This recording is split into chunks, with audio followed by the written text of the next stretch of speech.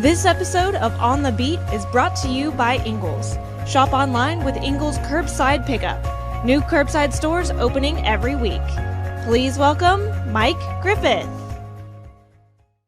Well, hey, everybody, Mike Griffith here. Welcome to tonight's Ingles on the Beat presentation. Looking forward to talking to you about the Tennessee-Georgia football game. And, of course, 1 versus 2. Never happened before there at Sanford Stadium. The Bulldogs, a 9-point favorite last I checked. News today from Kirby Smart's press conference. Kirby telling us Nolan Smith doubtful. The team's sack leader suffered a pectoral injury. Kirby said they'll do an MRI, but right now it looks doubtful. Not good, right? The good news was that Jalen Carter came back and played 20 snaps, and he was outstanding. And he's going to be key to this game. And during the second half of the show, we're going to bring Jeremy Pruitt on, and he's going to explain why Jalen Carter could be a difference maker in this game. Kirby Smart said after the game the other night, he didn't really realize just how impactful Jalen was until he went back and looked at the film, and Jalen Carter is playing like the top 5 pick that he is. This is great news for the Georgia Bulldogs. Kendall Milton still bothered by a quad strain. A.D. Mitchell, a player who's been out with a high ankle sprain. Kirby said he wasn't certain about his status. That would be the other big one to pay attention to is A.D. Mitchell. You know Jalen Carter's back. You're still holding out hope that Nolan Smith can go. Robert Beal slid down, played in his spot, but you're really hoping to have Nolan back. And A.D. Mitchell, another guy that would have a game-changing impact. Kendall Milton as well at his best, one of the top runners that you'll find. So Marius Mims, Kirby said, yeah, the sprained knee, not as bad as what Jalen had that kept him out a couple games, still holding out some hope that maybe Marius Mims would be able to go. Don't expect Xavier Truss to miss time with the toe, nor Warren McClendon with the shoulder. So the Dog's in pretty good shape. The fact you've got Jalen Carter back is ideal. The fact you lost Nolan Smith perhaps is not so ideal. You got to think A.D. Mitchell's close, though, and that's going to make a big difference because I think we would all agree that Georgia is going to have to score some points in this game. And I said it earlier, I'll say it again. I don't think this is a stretch. Stetson Bennett's got to play better against Tennessee than he did against Florida. Stetson completed about half of his passes against the Gators. And yes, there were some balls that the receivers dropped, Darnell Washington in particular, but there was also a great play made by Brock Bowers on a ball that could have been picked off. So Stetson finished that game completing about 50% of his passes with 2 interceptions. Got to play a little better than that. Only 1 run in that game. This next game against Tennessee, this is a game where Stetson can really hurt the Vols with his feet. Last year, he changed the game with his feet. So this is going to be a big game for Stetson Bennett. Obviously, we've talked about it. I've written about it. Carson Beck is in the bullpen if needed, injury, slow start, whatever. Georgia does not want to have to play from behind against this Tennessee team with their tempo. When Tennessee's playing from behind, they get a little bit more predictable. They can't be as patient with the run game. And really that's where this starts. Both Kirby Smart and Jeremy Pruitt telling us that, hey, look, Tennessee is one of the top running teams in the country. They're known best for their pass game, but they can also run the ball. They do a really nice job on the ground. And this is where Kirby's going to try to make them one-dimensional. This is also another area where Jalen Carter is so important. Nazir Stackhouse had a great game against the Florida Gators with 5 tackles. You're going to need to see Nazir step up. More Zion Loeb. Need to see more of these guys stepping up, playing at their best, bringing their A game. Every snap is going to matter. Now, you've heard Kirby bring this up more than once now, the noise at Sanford Stadium. And I've been covering college football for 30 years, and I could count on one hand the number of times that a crowd has actually affected a football game. One of those times was 2019 Sanford Stadium against Notre Dame. I don't believe Georgia beats Notre Dame in 2019 on a neutral field, or certainly not in South Bend. But there were 6 motion penalties triggered by the crowd at Sanford Stadium against Notre Dame. I expect this environment to be even more heightened and off the charts. The noise is going to be unbelievable. So if you don't like loud noises, bring your earplugs, but also bring your vocal cords, because Kirby Smart is challenging everybody to yell to the point that they can't even talk after the game.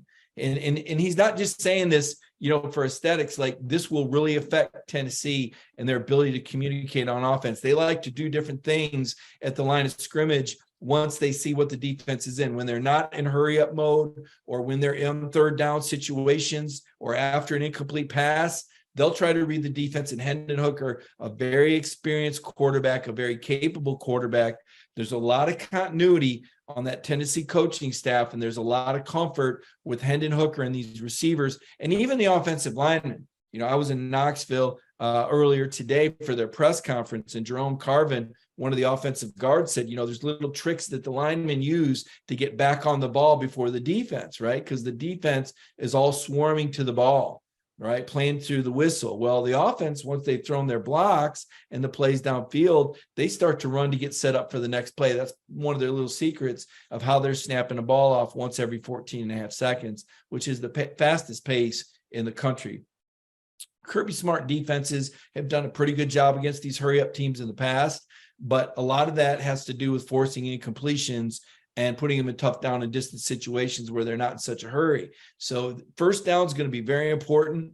Georgia's ability to control the run game. Again, we're going to dive a lot deeper into this the second half of the show with Jeremy Pruitt. He's going to get talking a lot of X's and O's. And if you like to hear football jargon and football talk, Jeremy's bringing it, because obviously he coached Tennessee 3 years. He recruited most all of the starters on that team, and he knows Kirby and Kirby's system from the time he coached at Alabama alongside Kirby for 6 years. So that's going to be some really cool insight there. Another big game this weekend. Alabama is at LSU. The Crimson Tide, an overwhelming 12-point favorite. I know Tiger Stadium is supposed to be all that. And listen, I think Brian Kelly has done an unbelievable job. I've been a proponent of his hire.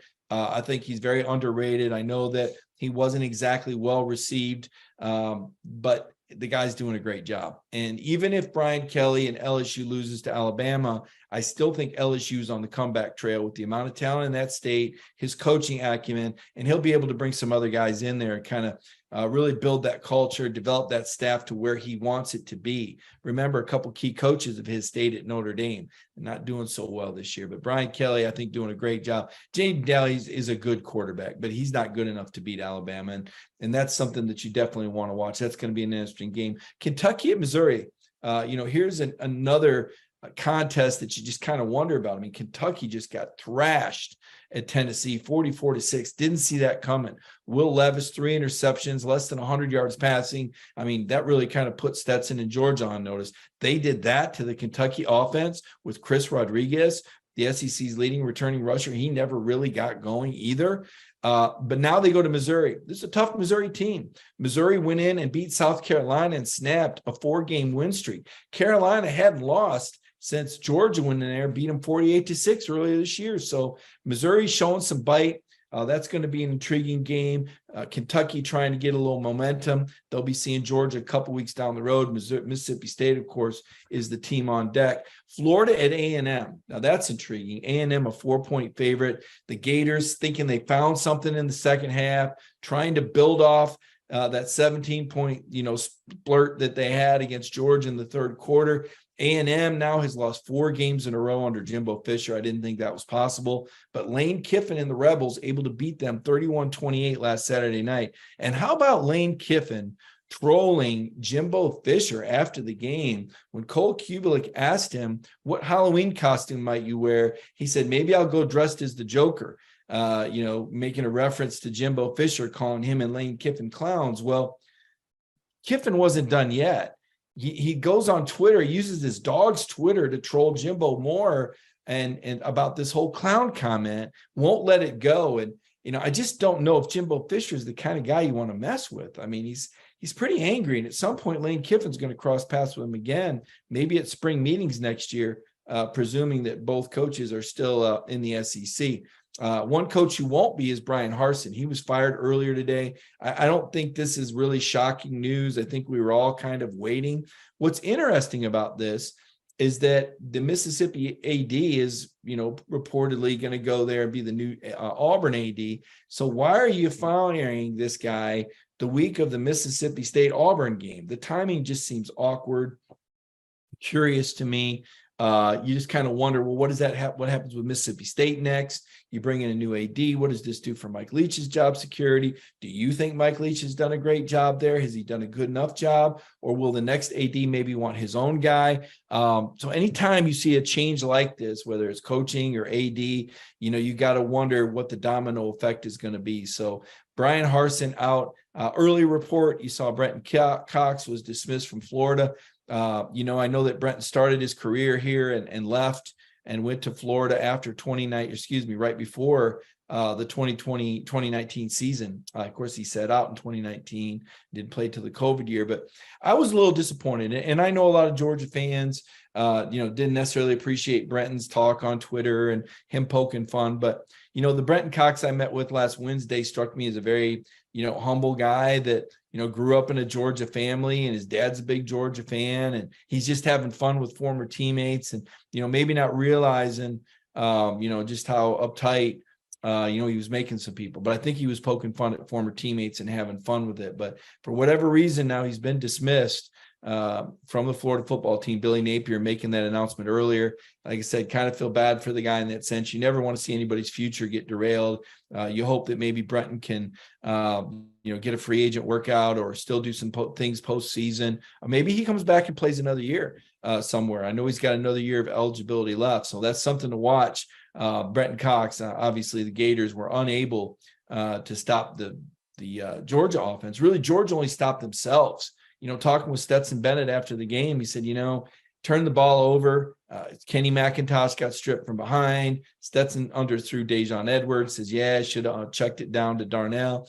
But, he said, look, they didn't stop us. We stopped ourselves. And that's kind of the Georgia mentality is, when Georgia executes and when Stetson makes the right reads and the right throws, then they don't feel like they can be stopped. It's a matter of execution. It's not like they're going to run into some team that's too talented to overcome or with some scheme that Todd Monken can't solve. It's controlled by Georgia. And that's why these guys don't get nervous, because they feel like they control their own destiny with their ability to execute in their discipline and their preparation this week. And a lot's going into this game. Again, 1 versus 2. ESPN Game Day is going to be here. SEC Nation's going to be here. Just a huge weekend in Athens. And I know a lot of people are excited about that. Don't get many opportunities like that, but that's going to be really, really special. I had somebody ask me today, what happens to the loser of Georgia-Tennessee? Obviously, the winner becomes the odds-on favorite to win the East and go to the SEC championship game. But could the loser still get in the playoff? They could, but I'd say it's less than 50-50 for a couple of reasons. One, the loser still has to finish out their schedule, and both of these teams have losable games left. Georgia has road games against Kentucky and Mississippi State, and while neither one of those teams on the surface would seem too dangerous, if you're coming off a loss, one, that can put a dent in your team morale, but two, playing on the road in the SEC. We saw how Georgia struggled against Missouri earlier this year. Mississippi State can be tricky, and so can Kentucky, and the weather in both of those places in November can get a bit sticky as well. So one, the teams have to continue to win to have a chance to go to the playoff. But two, I think whoever wins this game, for the loser to go to the playoff, the winner is going to have to win the SEC, and preferably over a one-loss Alabama. So that looks like a very impressive win, right? So the team, whoever loses this game has to start rooting for the team that beats them real fast, because their only ticket to the playoff is if the winner of this game goes and wins the SEC championship game. I also think Michigan-Ohio State is a factor. The loser of Michigan-Ohio State, if both of those teams are undefeated and it's a one-loss Michigan or a one-loss Ohio State, and you're comparing resumes against a one-loss Tennessee or a one-loss Georgia, score of the game, health of the team, these are things that'll be factored in. And then finally, how many other undefeated teams are out there?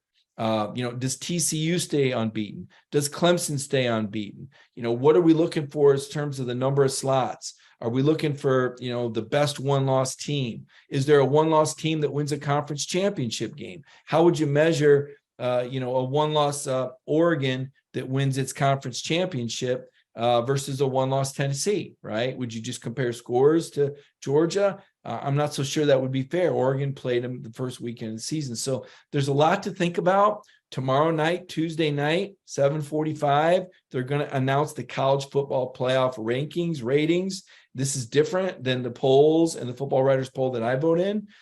This is the committee that actually picks. Now, the committee has been known to juggle things and move teams around, but it'll be interesting to get that first read. Will they have Georgia number one? Will they have Tennessee number one? Will they have Ohio State number one? Could Michigan? You just kind of wonder, how do you evaluate Georgia's season if you're the college football playoff committee? The only ranked team Georgia beat was in the opener against Oregon.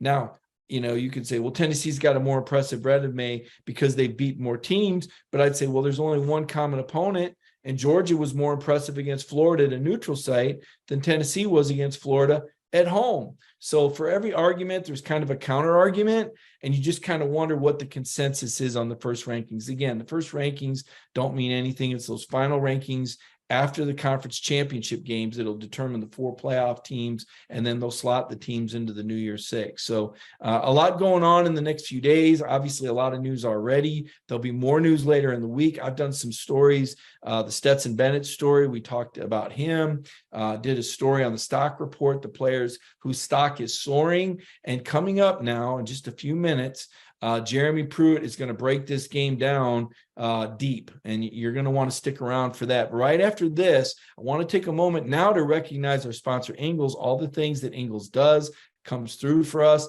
They're undefeated in my book. Thank you, Ingles, for your sponsorship. And now let's recognize Ingles. And when we come back, Jeremy Pruitt. Did you know that Ingles sells more organics than any other store? Or that they run their own dairy? Or that they only serve USDA choice and prime meat? Did you know that they have more local craft beer than any place else? Or that they have Energy Smart stores? Or that they professionally slice and package imported cheese from Europe? Did you know about their giant international aisle, local farm partnerships, curbside pickup, wine department? Or that they donate 3,956 meals a day to local food banks? Well, now you do. It's all in the bag. Ingles, low prices, love the savings. Well, welcome back to the program. And as usual, we have Coach Jeremy Pruitt joining us on our Monday Ingles on the Beat show. And Jeremy, we start out with, some tough news Georgia fans found out about last Friday. Coach Dooley had been sick. I think you and most folks in the Georgia community that know the Georgia program well knew that.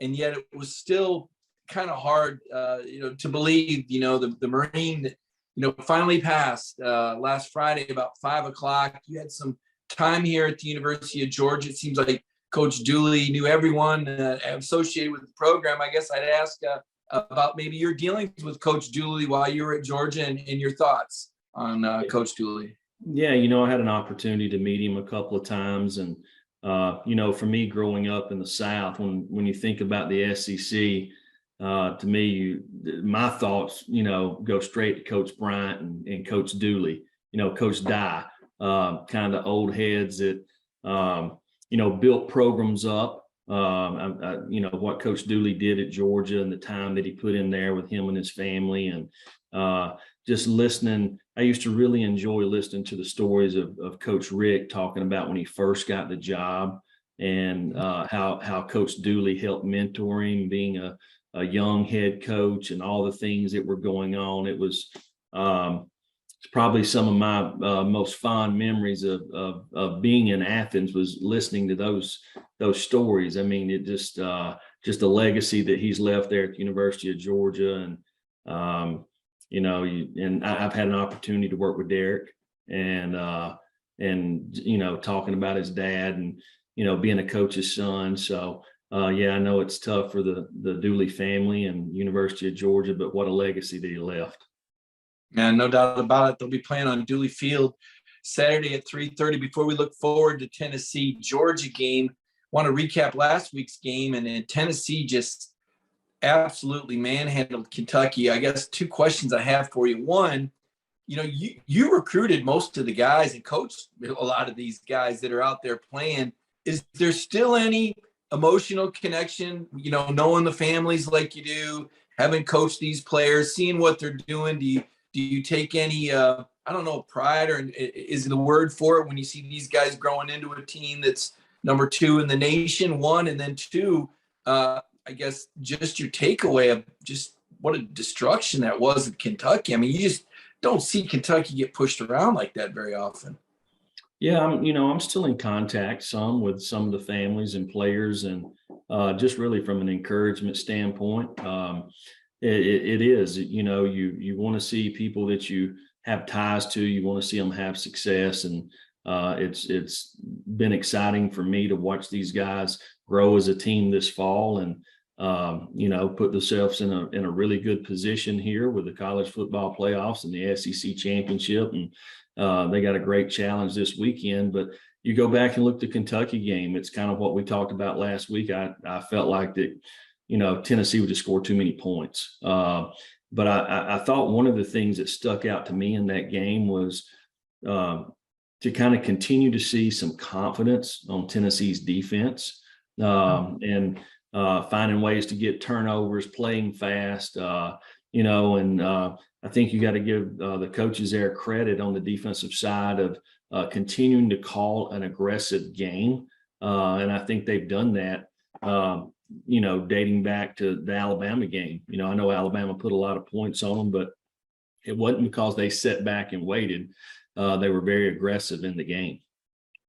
So when you talk about calling an aggressive game plan, when we talk about what are some of the elements of an aggressive game plan versus maybe a game plan that's not as aggressive? Well, I mean, just mixing in, whether it's simulated pressures with 4 guys, whether it's 5-man pressures, 6-man pressures, pushing the pocket, changing up the coverage, bringing 5 and playing man-to-man, bringing 5 and playing fire zone, bringing 5 guys and playing a form of 2 trap. You see that, and you'll see it this weekend, I think, from both teams. Georgia's going to do the same thing on their side of the ball, but I think some of that with Tennessee is kind of building in some aggression with their defensive players and building in confidence, putting the other team on their heels. Yeah, I like that. And I think that when you have an offense like Tennessee does, it's almost like a basketball team that presses. It's like, okay, every now and then you're going to beat us. Every now and then you're going to throw over the top. We're going to put our offense back on the field, but every now and then we might create some havoc. And I think when you've got that kind of explosive offense, that's when I've seen teams, it seems like they're more willing to take those chances, as you said, with the different pressure packages, come from different directions. Let's switch it over. Florida, Georgia was an interesting football game. Of course, Florida drew within 8 points in the third quarter. We saw Georgia race out to a 28-3 lead, just really handled Florida in the first half.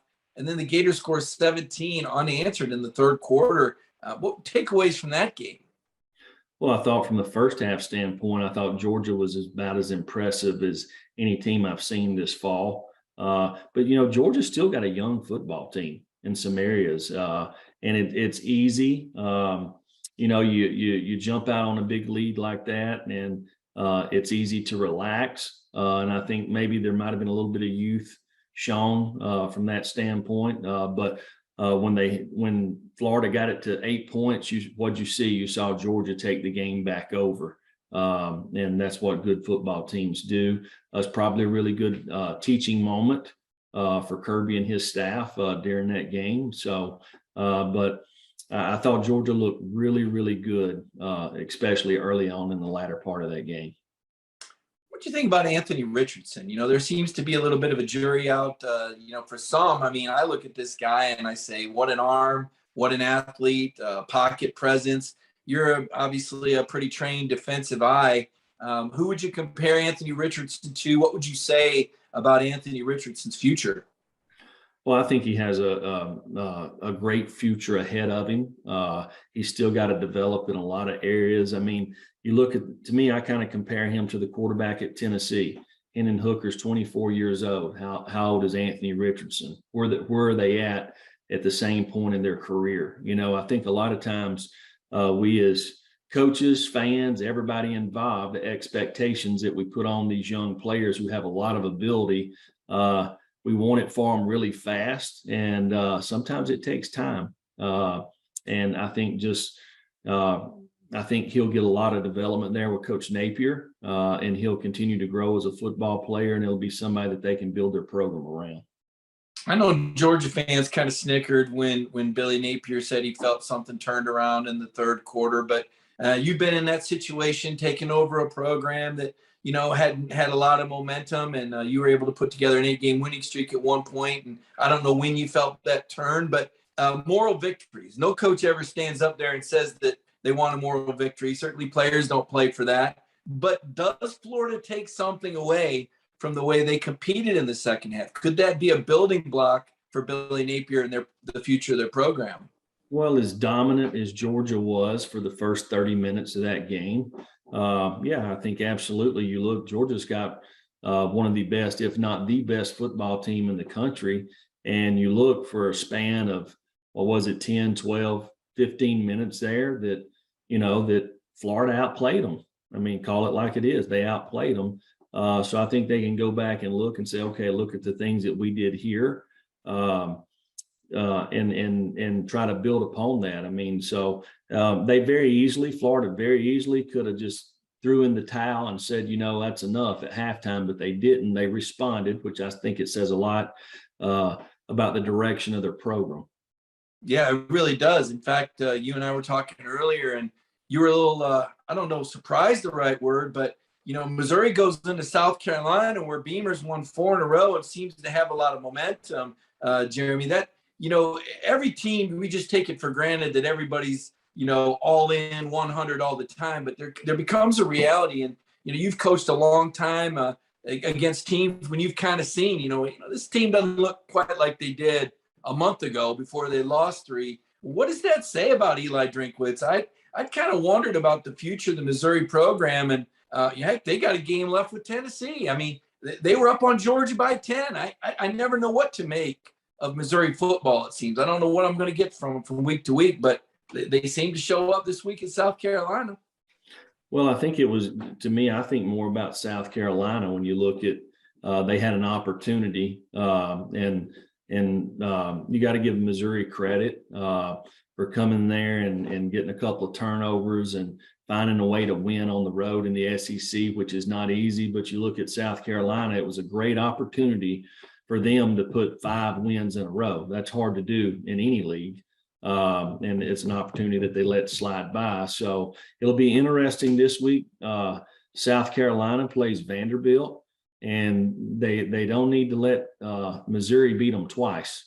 So this Vanderbilt team is plenty capable of beating South Carolina, so they better have a really good plan, really good week, and I think this will put them bowl eligible if they beat Vanderbilt, and they still have Tennessee and Clemson left to play, so they need to get this one.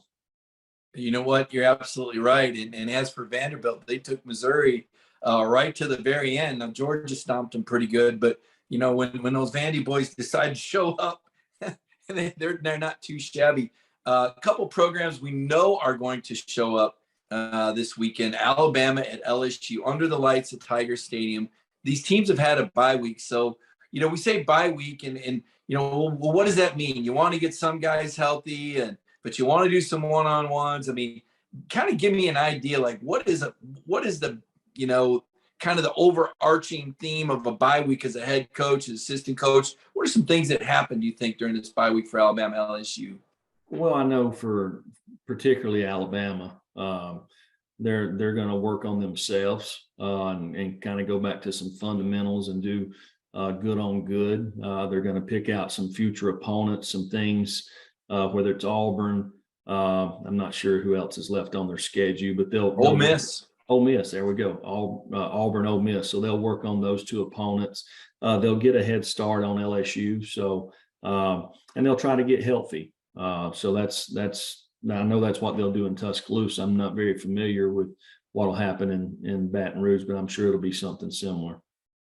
We hear so much about Tiger Stadium under the lights. I mean, SEC road games. I think you told us very early this year that if you're an opposing coach, you want that noon start. It's a lot different than 7 p.m. I mean, is there some extra to Tiger Stadium? Is that one of those places?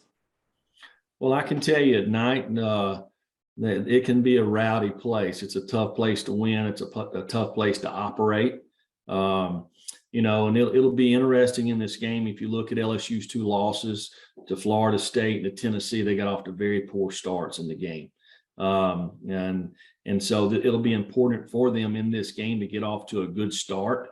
I'm not saying jump out to a 10-0 lead. I'm just talking about let's break even for a quarter here, to keep the keep the fans involved and let Tiger Stadium be an advantage to them.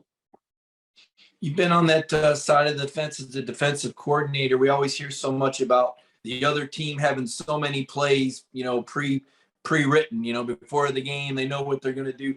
What are you trying to do in the first quarter? I know Kirby said one time, playing against Gus Malzahn, he said, you just try to survive the first quarter till you kind of figure out what they're going to do. How long does it take typically for a coordinator to figure out, okay, this, or is it kind of like, okay, this is their base, or here's what they're trying, here's some things. How long does it really take before you kind of get a feel as a defensive play caller? Well, I think it depends on who you're going against. Some offensive coordinators are on like a 10-play script. Some of them may be on a 15. But for me as a defensive coordinator, I wanted to come out of the gate being an attacking style of defense. I wanted to put them on their heels. I can remember there was a few games that I told Coach Saban, I said, listen, I don't know how many they're going to score in the first quarter, but this quarterback's going to know we came to play by the end of the first quarter, so we're going to hit him as many times as we can. So that was kind of my thought process on it. I think a lot of it dictates on what kind of team you have. When I was coaching at Alabama, we had one of the more talented defenses in the country, so we could do things like that, right? I think it's important to also do things that your team can have success doing. If I go back to my first year at Georgia, we had a very young secondary, so my rule of thumb was we never blitzed on the opposing team side of the 50. They had to at least cross the 50 before we started blitzing, just because we didn't want to put that much pressure on the young secondary, unless it was third down. So I think there's a couple of ways to look at it.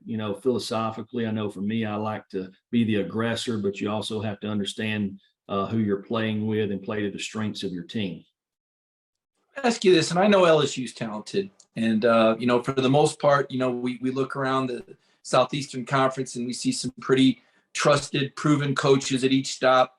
Brian Kelly came down here as a bit of a curiosity. He was at Notre Dame before, and he was the winningest coach there, but because of the way Alabama handled, I believe you were on that 2012 staff with Kirby Smart. Or were you already at Florida State in 2012? No, I was there. I was okay. The way you all handled them in the national championship game, it was almost like Brian Kelly was kind of like, how good can he possibly be? Look at the way Alabama handled them in the national title game. They lost a college football playoff game. And, I always thought he was a bright guy because I worked up in the Big Ten for 4 years. And I thought I saw a lot of X's and O's, and he just struck me as bright. But there were a lot of questions. Have we seen enough to answer the question about what kind of coach Brian Kelly is? And you have prepared for his teams before. You may have had a better read or a better understanding. What would we say about Brian Kelly and LSU, regardless of what happens in this game against Alabama?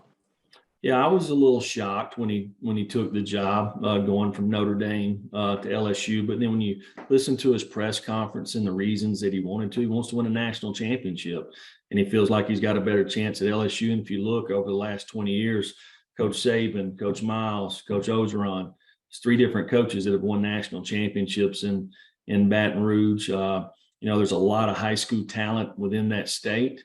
The fan base, the university is completely behind, the football program. So he's right. There's a great opportunity there. And when I watched the first game this year against Florida State, I was kind of shaking my head a little bit, but they come back in that game and had a chance to win the football game, and and have put together, to me, some impressive games, just really finding a way, keeping poise, continuing to coach. Hey, is the talent on LSU's roster going to improve? Yes, it will. It's going to improve. They had a lot of departures after the Ed Ogeron firing, so it's going to improve. And I see LSU as being the force that they've always been in the West. And I think Brian Kelly will have an opportunity to do what he came to LSU to do.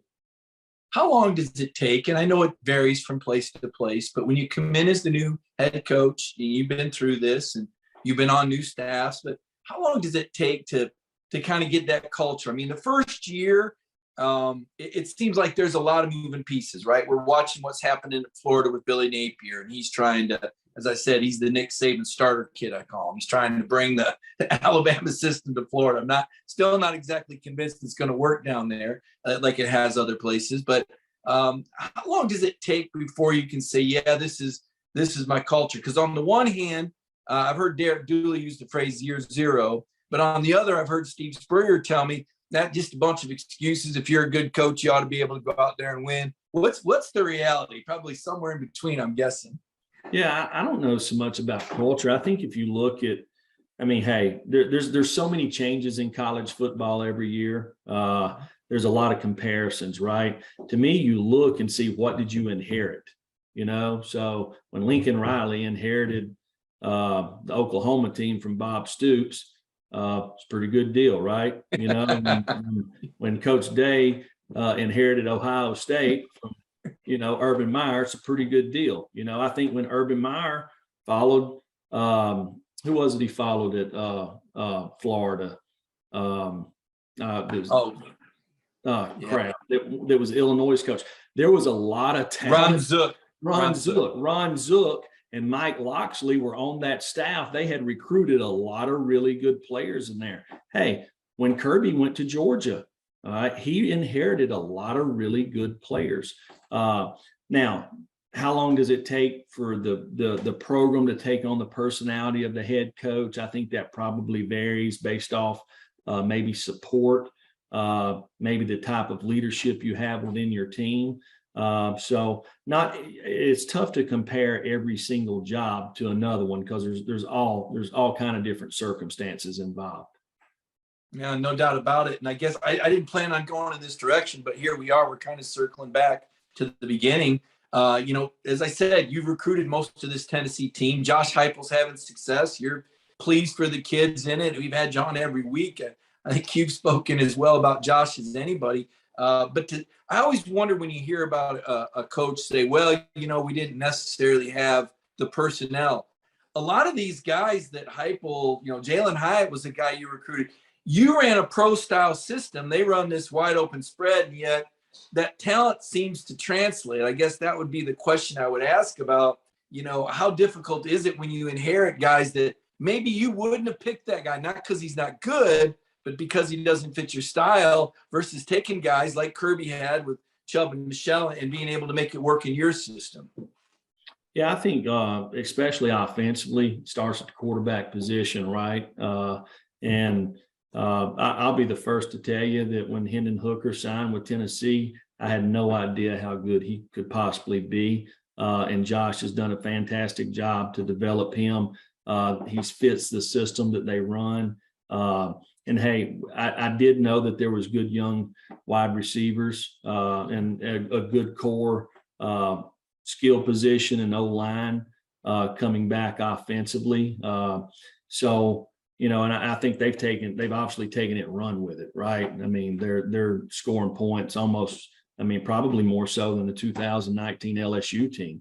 You know, so I do think if you look around the league right now, my question is how deep is the SEC? Me and you talked about this earlier today. I think there's 3 teams in the SEC right now that have really good football teams. And I think if you look, they probably got the 3 best quarterbacks that are playing the best right now when you look at Tennessee, Georgia, and Alabama. So it's a quarterback driven league. If you've got one, you got a chance to beat anybody. If you don't, you better keep signing or recruiting until you get one. Well, Jeremy, we talked about Hendon Hooker, and I guess I would ask you, you know, between what you saw when you recruited him back then at Virginia Tech to the player that he is now, and obviously he's developed, but what's the difference between the guy you saw then and the guy we see now, and what makes him so hard to defend? Yeah, I think the big thing that stuck out to us was, you know, his size, his athleticism, his arm talent. And we were looking for somebody that didn't make a lot of mistakes, and he didn't make a lot of mistakes at Virginia Tech. And if he did make one, he kept his poise and didn't let it turn into another one. So he was a guy that we felt like that you could build your offense around, that gave you some athleticism at quarterback. Comparing him and Virginia Tech's offense to what they're doing now at Tennessee, there's really no comparison. I mean, Tennessee, they're wide open. It's a vertical pass game that throws the ball down the field a lot, uses his especially in short yardage, red area goal line. They use his ability to run the football, and he can extend plays, makes a lot of plays with his feet. Yeah, no, he does. And clearly, what Josh has done with them, impressive. We see Hennon is a Heisman Trophy candidate. He's meshed really well with a lot of those offensive linemen that he inherited, receivers. And it's been pretty impressive to watch the whole Tennessee machine in progress. And then flip side, Stetson Bennett, and I've talked to you about Stetson a few times. You've had to play and prepare for Stetson. And what would you say just about the Stetson Bennett that you saw a couple years ago in 2020 versus the guy we see now, and what makes him difficult out there to prepare for and play against? Well, a lot of similarities, except when you look at their stature. Stetson has a pretty big arm for a smaller guy. He's instinctive, can extend with his feet. He obviously has a really good grasp of the offense. I think offensively, it's two totally different concepts offensively. I think Tennessee's more into they're simple in their scheme. They use and play with speed and tempo to try to use that as an advantage. Whereas you look at Georgia, they can do that. I think they put a lot on the quarterback. They allow him to get in and out of bad plays. If they've got a run play, they give him the option of maybe changing it to the other side, or maybe they've got a run pass call to where if the box is light, they run the ball. If it's heavy, they give Stetson the ability to get out of it and get to a pass. So they put a lot on him. Hey, you're talking about two of the better quarterbacks in the country. It'll be interesting. Stetson has experience playing in these type of games, and Hendon is obviously played really good versus Alabama. He's played really good against everybody, but this will be another opportunity for him to kind of showcase how he's developed as a quarterback and could put himself up to me as the front runner for the Heisman. Yeah, it really could. I know we talked about that last week. You made the case for him over CJ Stroud, and Buckeyes struggled a little bit with Penn State. That's going to be a horse race to the finish for the Heisman for sure. And obviously it'd be big for Tennessee to get a win here, but I think Hooker could make it to New York even if he loses to Georgia, just because of the type of seasons he's had. And of course, Tennessee leads the nation in total offense as well as scoring offense. And Hendon Hooker, I believe, with a top 5 QB rating. This is very friendly QB rating system. I was going to ask you about, the advantage, I suppose, for Kirby Smart. And look, I know Kirby does a lot of his own stuff now, but the base of his defense, a lot of the philosophies and principles are very comparable to Alabama. How valuable is that Alabama film for Kirby Smart? How much can he, go to the doctor with that, or how much can he learn from that? Number one, and number two, we talked about stopping the run earlier and the importance of that when you play Tennessee. Saying it and doing it are two different things. How would you go about that? So one, the similarity between the Georgia defense and Alabama defense, if that gives Kirby a big advantage, having seen this Tennessee system against it. And two, you mentioned stopping the run game. I mean, how do you go about that while still, guarding against these vertical threats? Well, I think definitely watching the Alabama game, Kirby's going to learn what not to do. He does not want to copy that game plan by no means, letting the one of the fastest guys in the country run down on top of the safeties and rushing 3 guys. To me, I think one thing that's going to stick out, if you look at Tennessee, Hendon Hooker, they're a vertical passing team, right? They run the football and they're a vertical passing team. But if you look on their play action passes or their poke action passes, lots of times he doesn't take a drop. So his set point is going to be at 5.5 yards from the center.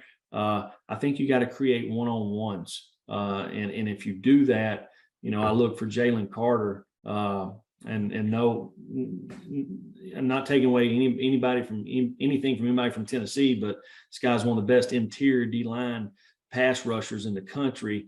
You've got to push the pocket against Tennessee. You've got to get Hendon Hooker off the spot.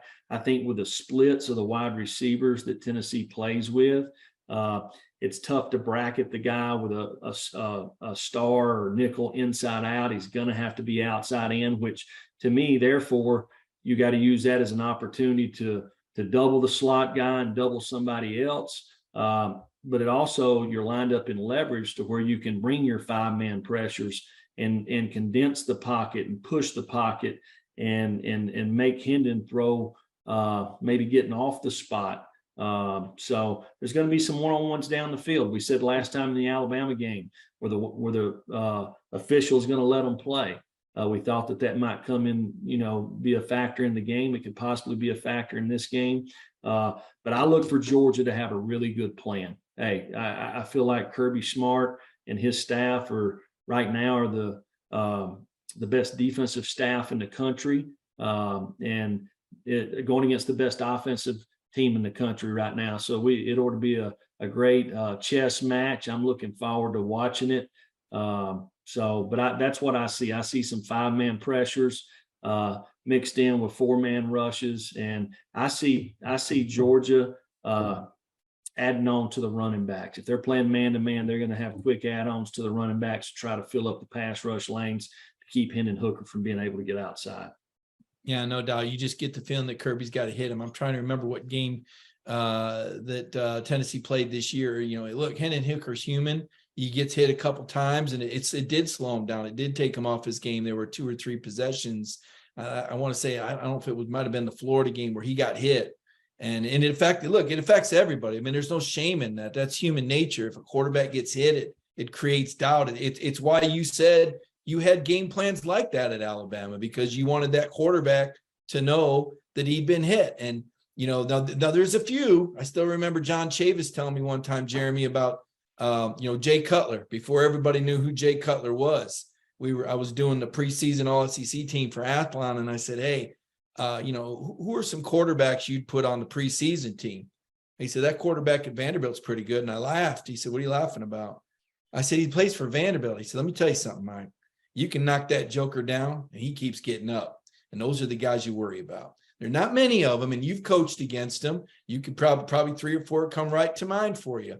I don't know. You look at Hendon, and I saw him in a press conference today. He's pretty slight. I mean, he's not Anthony Richardson. Anthony Richardson take a lick and keep going, although it looked like he got a hell of a Charlie horse from Bullard in the first play of that game up there in Jacksonville. But, this is not a big, thick Cam Newton kind of guy. He is kind of slender, and I just wonder. And Jalen Carter, and I'll let you explain it because you're an expert at this, but Kirby tells us all the time, and some folks don't get it. They just look at the numbers. Well, how many sacks did you get? Sacks, you can disrupt a quarterback without finishing. And that's what Carter does. Even if he doesn't make the play, maybe somebody else does, right? Yeah. So just getting the push up the middle, creating one-on-ones, tip balls. And if you look at Tennessee, where they really get going is after an explosive play in the run game, or an explosive play in the pass game. The thing that they do not want is they don't want incomplete passes. This goes into all these guys that run the hurry up offense. As soon as it's an incomplete pass, now everything slows down. And part of their edge that they feel like they're playing with is the tempo that they play. It's tough to play with tempo after incomplete passes. So getting Hendon Hooker off the spot, getting him to move around. Georgia's athletic enough that Hendon will make plays, but they'll have a chance to run him down with spies, and even with their 4-down rush. I mean, you're talking about Nolan Smith on the outside. They've got guys that can rush the quarterback, and guys that can finish. To me, the challenge is going to be, I'm anxious to see Georgia's secondary. How do they respond to last week? And it's something that I felt like, even with last year's team, they were so dominant in their front seven. Their secondary never got a lot of opportunities, just because how dominant they were in the front seven, and nobody could really get to them and attack them because they didn't have time. It'll be interesting on Saturday. They'll have plenty of opportunities because Tennessee's got some wide receivers that can run and finish on the ball down the field. Yeah, I think they dropped Beal down to end. Nolan went out. And Kirby said today, Jeremy, actually earlier, said he was doubtful with a pec. We thought it was, at the time Kirby said shoulder, then it turned into a pec and it's doubtful. I mean, who knows? I mean, if I'm a coach, I'm not telling you if my best pass rusher is going to play or not. I'll let that work on your mind a little bit. You'd be crazy to tell the other team if you knew for sure one way or the other, and they may not even know. But they got another guy in Robert Beal there. They just reload. Beal led the team in sacks. They drop him into that spot. And you're right about the secondary. Keely Ringo kind of had the oil painting moment there with the pick six, but all year he got torched. He was the guy people were going at. They had the kid from Clemson, Kendrick, on the other side. He's with the Rams playing in the NFL. And, Keely's gotten a lot better, but we're seeing teams go at him. We saw Florida beat him. He's one of those 6'2", 210, 4'4", 40. He's going to light it up at the combine, but that doesn't necessarily mean that he's ready for, coverage in the SEC against, some of these elite receivers. So they'll probably go at him. I think where Georgia is really strong is I really like Christopher Smith a lot. I think Chris Smith is super talented. I think he's worked his way up the draft boards. He's a third-year starter. He's beefed up. He's one of those program guys that, you love how far this kid's come. He was playing behind the count, got pressed into action early when Richie got in a motorcycle wreck and wasn't really ready physically. But each year he's gotten better and better. And the guy next to him, and I guess I'd ask you this because the system plays, this five-star Malachi Starks. I mean, some five-stars don't work out, but how hard is it, Jeremy, to get a guy, a true freshman? Now, granted, he got to go through spring, but for a true freshman to be playing in Kirby's system, and yeah, he was the one that got caught out of position against Florida first time. Kirby said loved it. Did he bounce back? No issue. But how difficult is it to prepare a true freshman to play that safety position in this kind of scheme? Well, it's been done lots of times before, and it's been done by Kirby and Will Muschamp, and of course Glenn's on the staff. So if anybody can do it, those guys can do it. And Malachi was a very talented guy coming out, very cerebral. So him being there in the spring, if you look at Georgia right now, you talk a little bit about culture. Kirby's been there for 6-7 years now. And so I'm sure the players are coaching each other, so with the group that just left, how they've responded, how they're playing so well this year. So it was obviously a good room to walk into. They lose their defensive coordinator and they just kind of keep marching on, so that's when you're talking about you have the right culture. And Georgia obviously has that. So, you got to give credit to the player and the coaches for preparing him, and also the guys that play around him, So, but yeah, he's a very talented young man. And hey, they'd rather it happen last week than this week, right? No, that's for sure. And a lesson learned, right? And then flip side, now we talk about preparing for Tennessee and getting a push in the pocket, stopping the run, the incompletions and how that slows them down as much as anything. What about the other side? You say, well, Stetson can go to the line of scrimmage and, they can change the blocking depending on what they see from the front, where they should theoretically always have leverage if they make the right call against the front.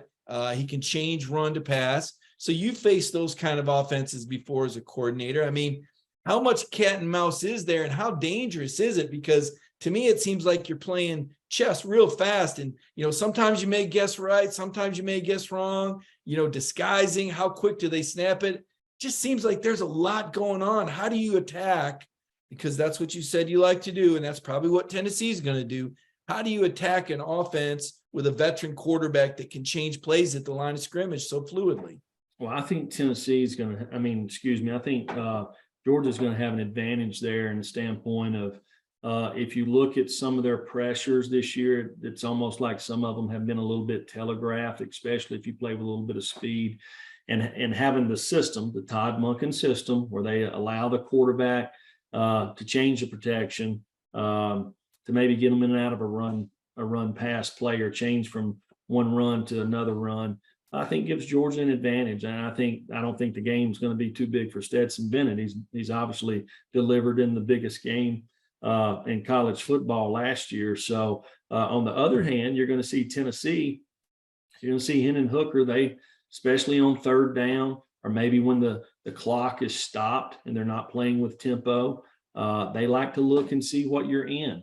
And you see guys, and what you'll see from Georgia is you'll see them probably change. So when Tennessee changes, Georgia's going to change. So what you see may not be what you get. And then you think all of a sudden you're going to go from one time they change from split safety to middle field coverage. And then the next time they change from split safety to pressure, from pressure to pressure. So that's the cat and mouse game, and can each side handle it from a standpoint of, Georgia on defense and really Georgia on offense, because I think that's where the most changes will possibly happen. 1 versus 2, Tennessee at Georgia. Coach, these games are tough to pick. I'm not going to put you on the spot. It's tough. It'd be tough to pick against your both of these programs. You've got your relationship with Kirby and his staff and the players at Tennessee. But what I am going to ask you to do is give me your 3 keys to this football game. What's going to decide this game Saturday? Well, I think Georgia's going to block a field goal. I really believe that. If you look at Tennessee, even against Alabama on the game-winning field goal, there was a lot of leakage in there. This past week against Kentucky, the same thing. You put Jalen Carter in there and the best players there, there's a chance, to me, when they block the field goal, they're going to scoop it and score. I really see Georgia blocking a field goal this week. To me, explosive plays for Georgia. How many explosive plays offensively will Georgia have? Can they hit a few shots down the field? Last year they got Cook a couple of times out there, matched up on Tennessee's linebackers and hit him on a sluggo. Some easy plays. This does not want to get to a game to where Tennessee is creating all the explosive plays and Georgia's having to ground it all out, because now it brings in the officiating. It's easy to call a holding call. It's easy to call a lot of things there. So I think explosive plays for Georgia. And then the last thing to me is just turnovers. Everything this year has went well for Tennessee to start the game. They have been really fast starters. So they've played from ahead a lot of the games this year. How does Georgia start? Can they control the momentum early in the game, and can they do it with turnovers? I think that's going to be the difference in the game. I'm going to put my last thing on here too, Mike. I'm going to tell you, every year when you go to Knoxville, I don't know if they still do it, but used to, we always looked at it every year. They always show right before the team runs out of the tunnel or through the tee. They have the big plays. Every university does it, right? So there was always this play with Jamal Lewis running over number 16 for the University of Georgia. And we used to give Kirby a hard time about it on the headphones right before the game. Would say, "Here comes Kirby." Let me tell you, he ain't forgot that. This game means a lot to him against Tennessee. So there's no doubt, I think he'll have the Bulldogs ready to play. I think you're spot on. Tennessee, one team that Kirby Smart never beat as a player. And he has fared very well against the Volunteers. And this one does seem to pack a little bit of extra from old number 16, Kirby Smart. Jeremy, thank you so much for joining us. Your insight is obviously incredible. Your background with the programs. It's nice to hear a former coach speak so well about his former players and the program. And you don't, a lot of people wouldn't necessarily expect that, but it's like, look here, man, these are real people and you get to know them. And this is kind of what, football is all about beyond what you see on television. There's people, there's relationships, and people move on. And, that's a pretty healthy and a pretty cool thing. So I want to thank Jeremy again for joining me. Remember, every day at 10 a.m., Dog Nation Daily with Brandon Adams. Connor Riley does a Connor in Coverage show on Sunday nights. And on Wednesday nights, it's Jeff Santel. Friday night, our Go With The Flow picks at 7 p.m. You might want to check that out as well. So for Jeremy Pruitt, this is Mike Griffith. Have a great week, everybody.